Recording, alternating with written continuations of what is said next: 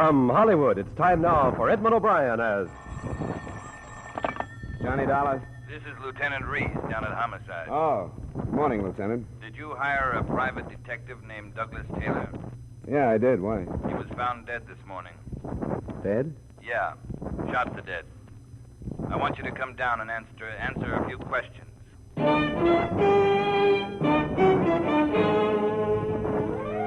Edmund O'Brien in another adventure of the man with the action-packed expense account, America's fabulous freelance insurance investigator. Yours truly, Johnny Dollar.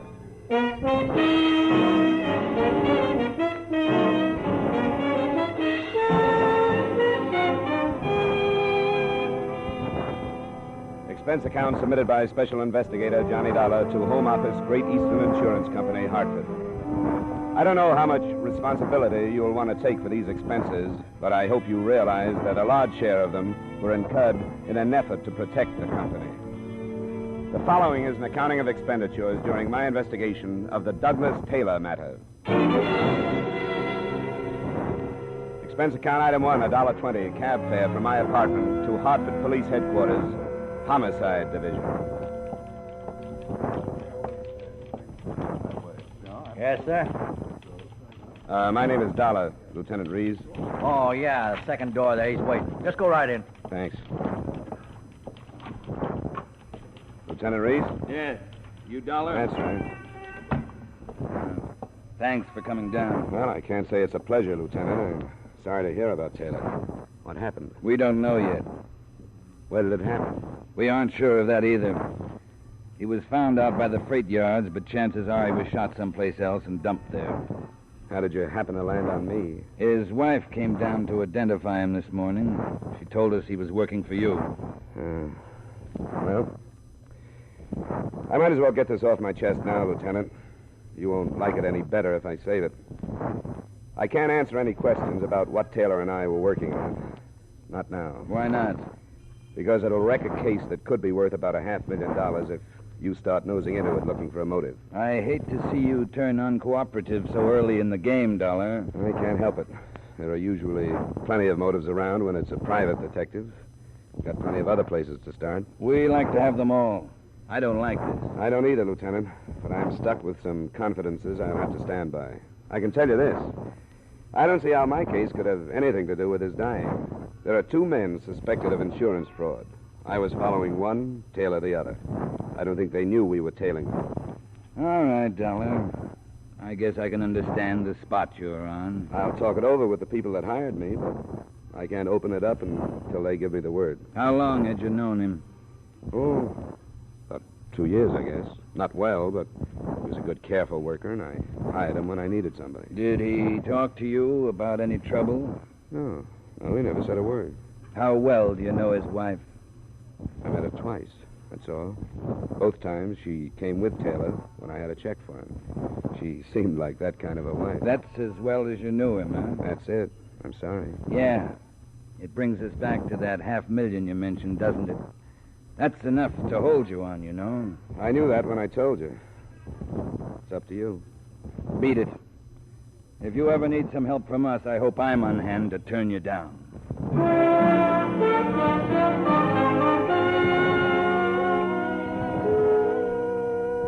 I didn't need to see him to know that Lieutenant Reese had put a plainclothesman on me as soon as I left the building, because I would have done the same in his place. So I went back to my apartment and phoned the news to the company.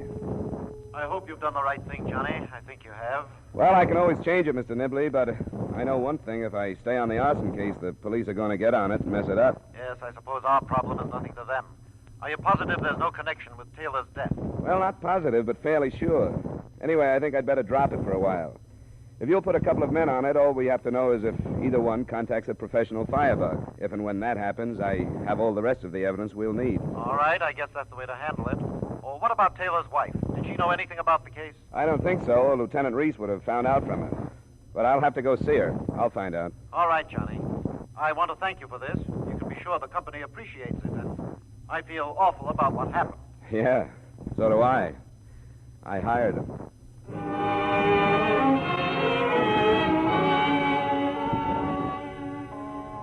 It's all right, Mr. Dollar. I'm glad you came over. Doug spoke obvious so often. Sit down. Thank you, Mrs. Taylor.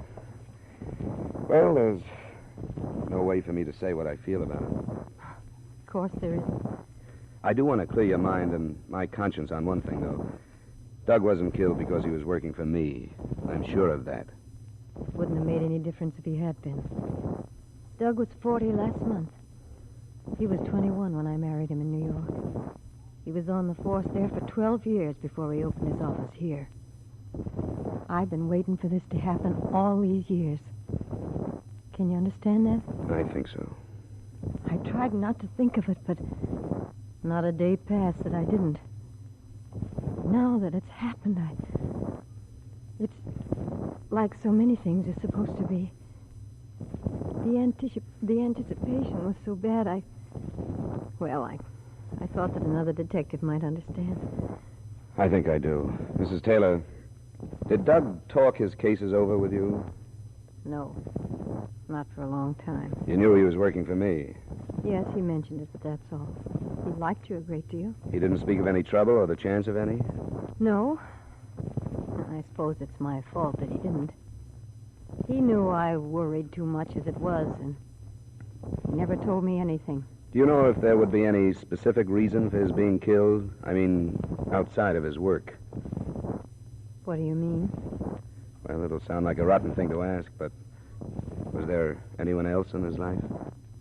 You mean a woman? Yeah. I don't think so.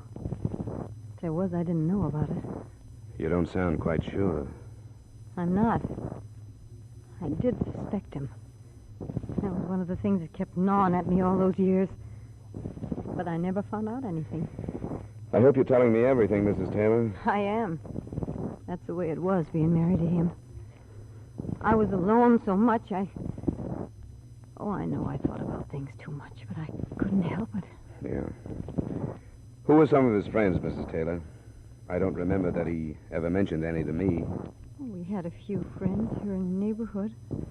And there's the man who was his partner for a while, Henry Varner. Never heard of him. Where is he? He's a house detective at the Hotel Millard. How close were they? Oh, they were good friends. They hunted and fished. Oh. Have the police been here? No, do I have to talk to them? I don't think it'd be wise to try not to. You want me to let him in? No. No, I'll let him in. Hello, Mrs. Taylor. Do you feel up to answering some questions now? Yes. Yes, I'm all right. Thanks. I'll try not to take any more. Lieutenant Reese? Got everything taken care of? What does that mean? Did you get her story rehearsed? Climb off, Lieutenant. I don't play that way. What's this man doing here, Mrs. Taylor? Why, my husband was working for Mr. Dollar when he was killed, so he came to see me. Has he been asking you questions? Yes. What kind? Look, Lieutenant, Never mind, Dollar. What kind of questions, Mrs. Taylor? About Doug being killed. Did he tell you how to answer police questions? No. That never came up. Dollar, how much information on this insurance case did Taylor have in his office? No reason for him to have any. Why? The office had been torn to pieces by the time we got to it this morning. All or part of the motive was there, and somebody came back after it. You'd better clear yourself of this mess, Dollar, or I'm going to see to it that you're put right out of business.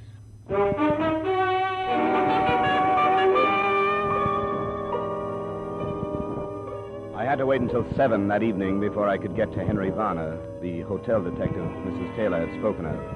He was the slight dark type with a hairline mustache and too much aftershave powder. The kind of house dick that usually causes the feminine guests the kind of trouble they're paid to stop. Yeah, I had a little deal cooked up this afternoon, the kind where you don't leave a phone number where you can be reached, if you know what I mean. Yeah. Yeah, what a doll.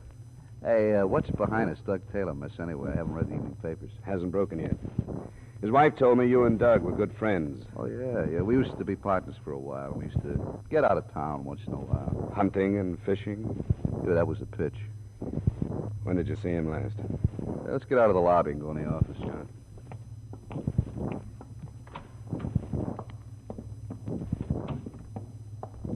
It seems to me the last time I saw Doug was around the middle of last week. He stopped by here on the way home. Was he on a case? I don't remember him saying. You know, it was one of those things I asked him how it was going. He said the same old stuff. He get killed over one of his cases? Looks like it. His office was broken into. Somebody after one of his reports or something, the police say. Seems to me he was awful fed up the last few nights we got together. A couple of times he mentioned there was going to be a change. He was going to go back to New York or to Florida or out west someplace. With or without his wife? Without, I think. She's a creep. You know, jealous and all that stuff. The poor guy had to sneak the money to spend when we got together. What about the money for this change he mentioned? I don't have any idea. Never followed it up because I thought he was just dreaming. Hey, who's paying you for this? Not his wife. Nobody. I'm trying to clear myself with the police. They think I'm holding out information on them. Oh, how come? He was working with me when he was killed. What made you think his wife might have hired me? I was wondering if she hired you before to put a tail on. Say, just for the four walls and me, do you think she'd be capable of killing him? Oh, yeah. One of those fits of hers. I really think she's a little off. Sure. If she got wind he was really leaving, if she figured he had some dough hidden in the office, yeah. That's what I meant. Sure, it could all fit. Maybe you got something.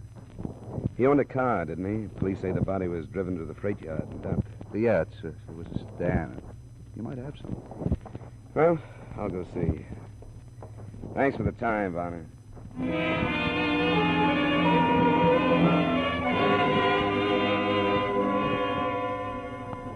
It was dark by the time I got across town again and back to the Taylor duplex. I happened to look up at their second-floor apartment, and I saw a light switch on behind a drawn shade in one of their rooms. If I hadn't done that, a number of things would not have taken place.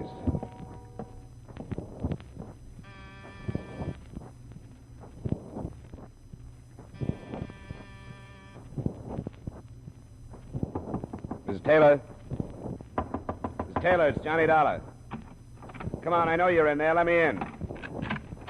All right, come in. Hey, what's this? Come in here, I'll kill you. Yeah, sure. Don't get close to me. I'll move right across the room.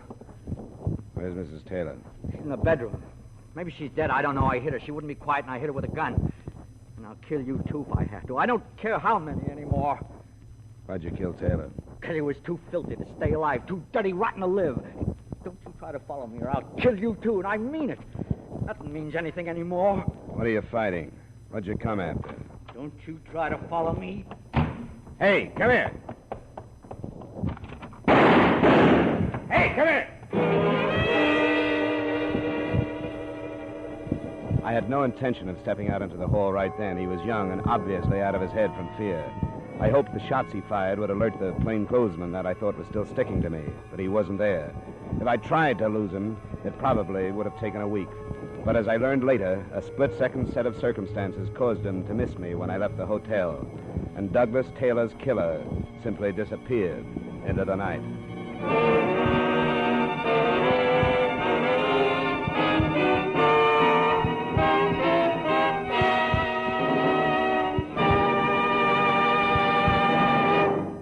We will return you to yours truly, Johnny Dollar, in just a moment.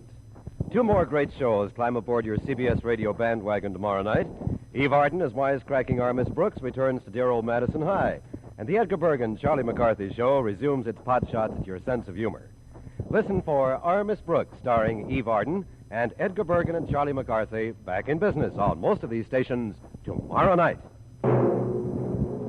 Now with our star, Edmund O'Brien, we bring you the second act of yours truly, Johnny Dollar.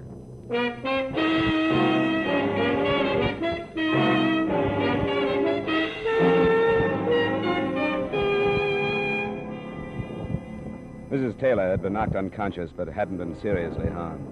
I phoned Lieutenant Reese, argued some tenants into going back to their dinners, and then did what I could for her. He was crazy. He was crazy. He said he'd kill me. Yeah, it's all right. It's all right now. When I screamed, he came at me. I knew he was going to kill me. I knew it. I knew that was the last thing I'd ever see. His face is a gun going. Take it easy, Miss Taylor. Take it easy. He's gone, and you're all right now. Oh, I can't explain. I knew I was dying, and I tried to hang on, and I couldn't. Here. Can you drink some more of this? Huh? Yes. I'll try. You saw him, didn't you? Yeah, I saw him. Who was he? Hadn't you ever seen him before? No, never. He was crazy.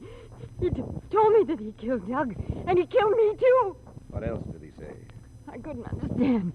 Something about how Doug ruined 2 lives, and he wished he could kill him again. Then I screamed, and he gave it. What he said mean anything to you? No. I didn't understand any of it. I wanted to ask him why he came here. Yeah, he was looking for something. Tore the place to pieces. Must be the same one that broke into Doug's office. I don't understand any of it. Oh, I'm so scared. He was going to kill me. Please, Mrs. Smith. Come on. Oh, come on. Try to relax. Get hold of yourself. Police are on their way, and they'll want to talk to you. I'll wait for them in the living room.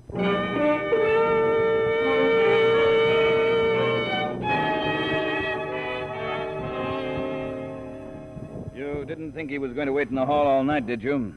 Why didn't you go out after him? One of your men has been tailing me since morning. I thought he'd be outside and that the 2 shots would wake him up. Where was he? How hard did you make yourself to follow? I didn't give him any trouble. A Boy Scout could have stayed on me. Then Parker is probably following the boy.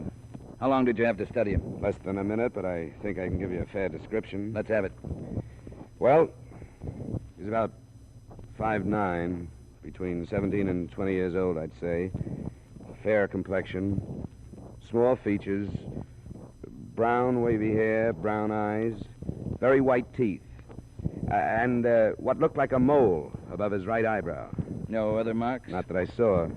He's wearing a ring on his left hand. I couldn't see it too well, but it could have been a class ring. How about clothes? Well, no hat, white shirt without tie, it was open, flannel slacks, brown tweed jacket, and brown wingtip shoes. His clothes were well cut, looked expensive. What kind of gun? Revolver, Smith & Wesson, .38 with a black rubber hand grip. You're sure of all this? Of course I'm sure. You think I'm making it up? I can't forget you're holding out a $500,000 motive on me. You'll feel better if you do. You talked to witnesses that heard the shots, didn't you? You could have fired them. With what? I'm not carrying a gun. You could have got rid of one. Go look for it, Lieutenant. Then you can stop making an ass of yourself. Watch it, Dollar. You're doing a pretty good job of needling me. If you'll stop riding your badge for a little while, we can get together and make some sense. Go ahead. Doesn't it seem obvious that Taylor had something on this kid? Something big enough to be his motive? There must be a record of it. The kid missed it at the office, or he wouldn't have come here. And I'm sure he didn't take anything out of the apartment. So it must be around someplace. If you're all through, go sit down someplace. What's the matter with it? It's nothing, that's all. We've gone through every file that was in Taylor's office, and we went through this apartment. There's nothing hot enough for a killing, nothing. Then why did the kid show up here? I'll work on that when I'm convinced he did. None of the witnesses saw him, you know. Nobody did. Nobody but you and your friend, the widow, in there.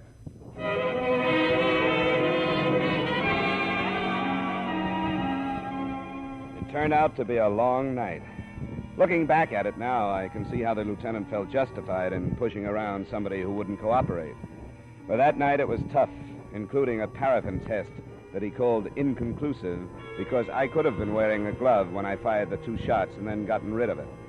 But finally, at about 1:15 in the morning, he got tired of it, and he let me go home.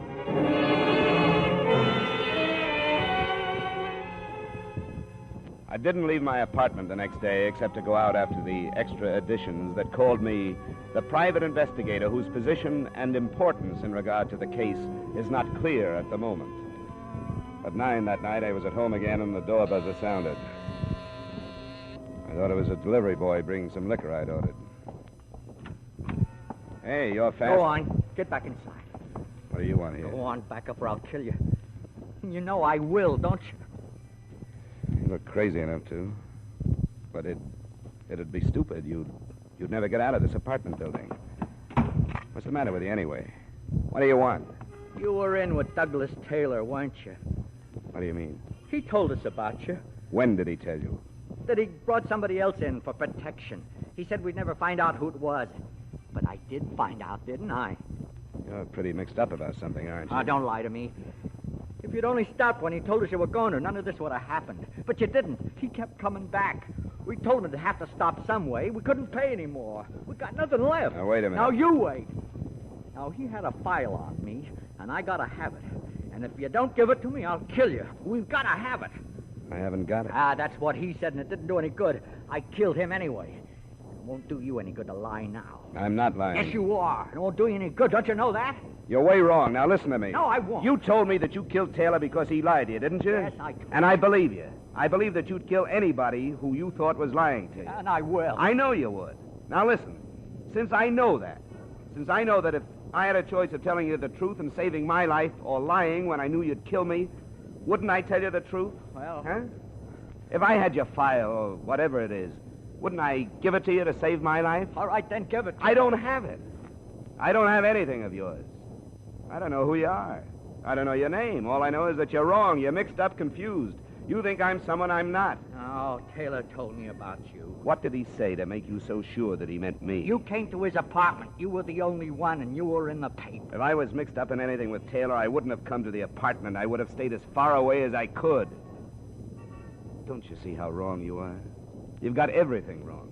But you knew him. A lot of people knew him. I hired him once in a while, that's all. I don't know what you're talking about. You can believe that.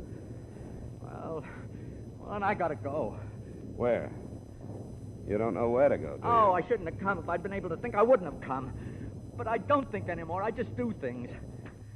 My life's all winding up, and it goes faster and faster, and I can't stop it. And, Douglas Taylor did all this to you? No, not all of it. Part of it I did myself. I don't know anything about it or about you. But I feel sorry for you. You're driving yourself crazy, aren't you? I did what I had to do. Now, why don't you sit down and... Hey, what's that? Who's that? Don't you try to answer it. I won't. It's just a boy bringing some liquor inside the door. You're lying. It's the police, and they're coming in. No, it isn't the police. He just put the liquor down against the door. See? Now he's gone. I don't believe you. Why would the police come here? Because they're looking for me. Not in my apartment. You can believe that. See? There's nobody there anymore. The police would be breaking in by now. Yeah, it was a delivery boy. Sure it was. You got nothing to be afraid of. I don't think anymore. You're a nervous wreck. You know why? Yeah, I know. Because you're fighting something you know you can never beat. I've been doing that all right. Don't you know you'd be 100 times better off if you gave yourself up for Taylor's killing? No, I can't do that. Why not? I can't. I gotta get away. You'll never get away from this. Then I'll die. Taylor was black. What did he have on you? How did you know that? There'll be a lot of it these days. Be as bad off as you think if you... This isn't even important any... Go. What is important like this, huh? A family? What makes you think I... Because it sticks out all over you. A father with a fur collar on his overcoat and a mother who belongs to every civic club in town. All right, and a sister engaged to a lawyer. That's why I can't give myself up and have our name all over the papers. That's why I gotta find that file Taylor had and get rid of it and then get away. I've almost ruined the family now. Dad's been bled dry, keeping Taylor from turning my name in.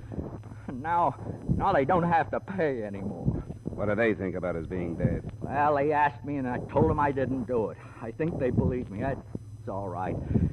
Anyway, it's better now than it has been for the last 2 years. That long? Yeah, 2 years.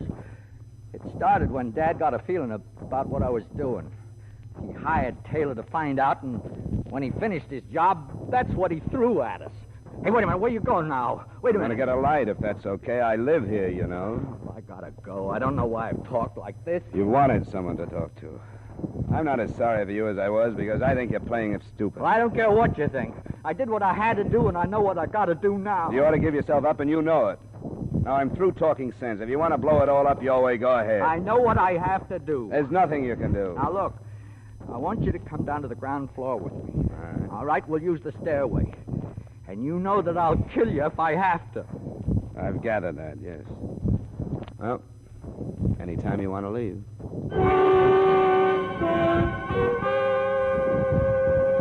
There are enough people on the sidewalk to stop him, but I didn't start anything because I knew that he would open up with his .38 without thinking about who might get hit.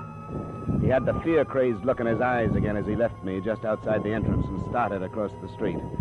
I realized what was going to happen before he did. Either he had been spotted and followed, or my building had been staked out. It didn't make any difference. When the police officers saw us together, it was all they needed. Hey, you! Stay where you are! What do you want? We're police. We want to talk to you. What about? You're making a break! Hold it! Hold it! All right, Parker!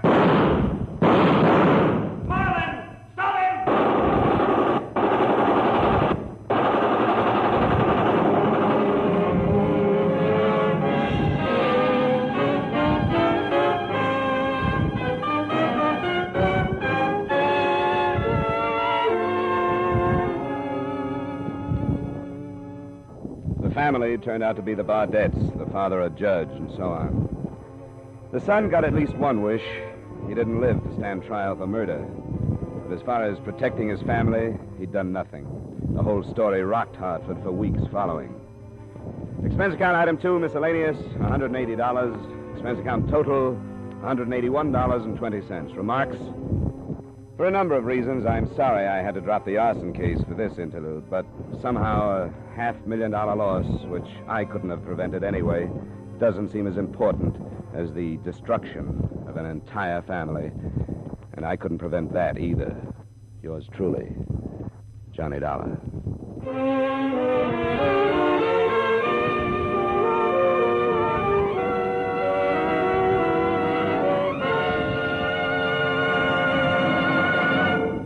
Yours truly, Johnny Dollar, stars Edmund O'Brien in the title role and is written by Gil Dowd with music by Wilbur Hatch.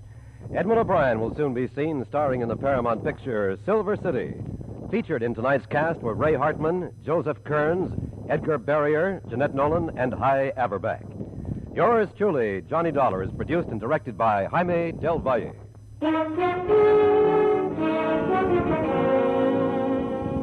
This is Dick Cutting, inviting you to join us next week at this time when Edmund O'Brien returns as Yours truly, Johnny Dollar.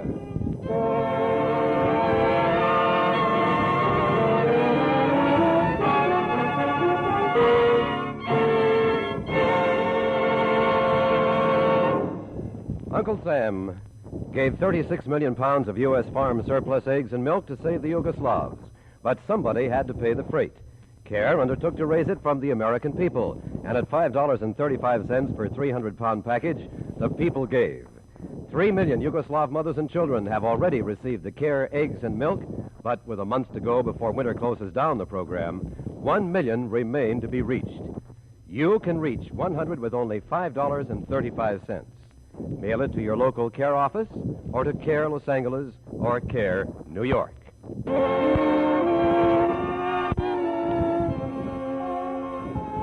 The Vaughn Monroe Show is back from vacation. Vaughn, the Moon Maids, the Moon Men, Ziggy Talent, and their singing guest stars will again be heard every Saturday beginning tonight. In fact, on most of these same CBS radio stations, Vaughn returns to action, takes place immediately following station identification.